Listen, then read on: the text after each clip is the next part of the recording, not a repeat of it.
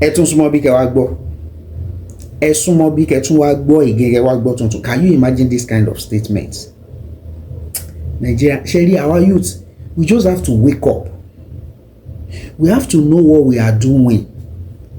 You see all these leaders on fẹ́rẹ̀ kankan fún wa. They just want us to perish. They don't really like our existence.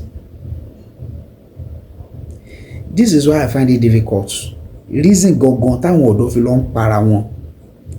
Ìtàn fi ń jẹ́ political, ìtàn fi decide láti máa jẹ́ political talks, especially during the election.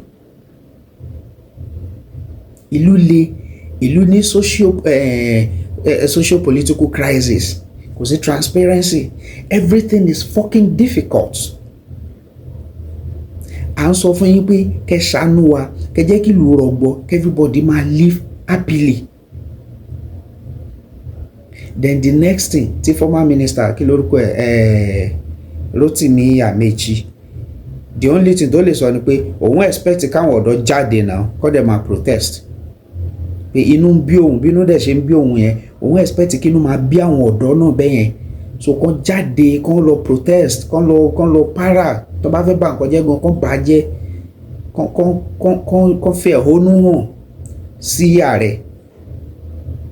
Last protest tó ń ṣe kí ló bá dé? Ṣé bí wọ́n pa wọ́n bí ẹni pa chicken ni? Tó ń ba ilé àwọn èèyàn jẹ́, tó ń pa wọ́n lẹ́kún. Àti pé gan, ẹjọ́ ẹdúná, ṣọ́dọ̀ ló bà lù jẹ́ ni? Ṣáwọn youth ló bà Nàìjíríà jẹ́ níbi tó dé? When they were claiming, when they were shouting pé ẹ fún wa ní chance, ẹ allow àwọn ọ̀dọ́ náà kan déwájú. Let's see if they can fix it. Let them try. Let them showcase their potential and efforts. So the only thing tí màá yí lè sọ lẹ́yìn ìgbà tán ti jọ bàálù jẹ́ tán, tóun náà mọ̀ pa tóun náà ti kó, pé òun expect káwọn ọ̀dọ́ jáde náà kọ́ lọ máa protest. Kí lórúkọ máa yìí, this political commentator,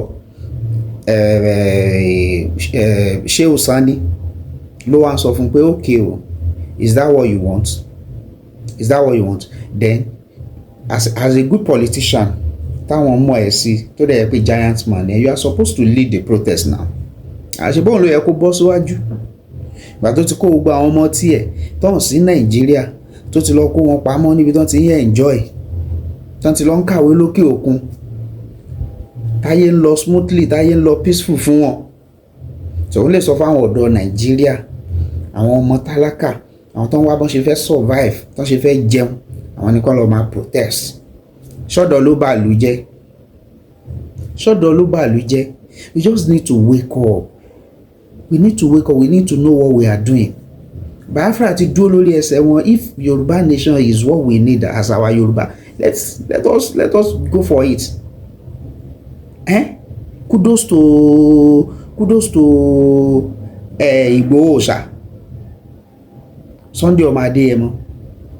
Nǹkan táwọn Yorùbá ń sọ ni àwọn Afẹ́nifẹ́re, àwọn tó já wọn gidi àtàwọn ọba ilẹ̀ Yorùbá, àwọn ọba dáadáa tó ti rí ọjọ́ iwájú, tó mọ̀ nǹkan tá a need. If this is actually what is going to help us, let us go. Yoruba nation now. Yoruba nation now, if that is what we need. Just of recent, àwọn Igbo sọ pé Igbophobic nation called Nigeria. Biafra now, that is what they need and they are going.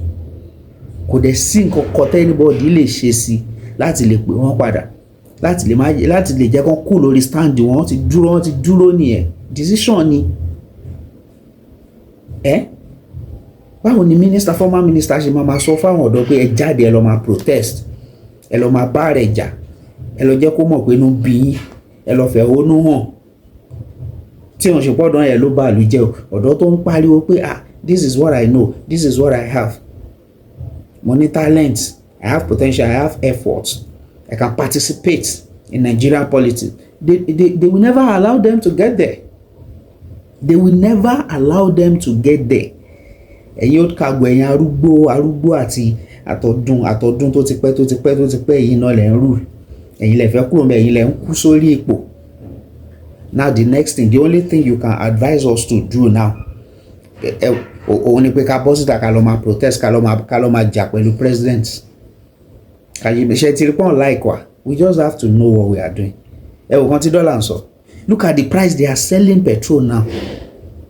Look at the price of petrol. Many businesses ló ti collapse. Ayé àwọn ẹlòmíì ti bàjẹ́. Wọ́n ti sack ọ̀pọ̀lọpọ̀ àwọn èèyàn. Please kindly subscribe to Accord TV. Màá mú wá fún yín ní fresh. Tó bá yẹn ń ṣẹlẹ̀ báyìí, tó bá yẹn ń drop, màá mú wá fún yín. Ẹ máa gbọ́ tuntun all the time.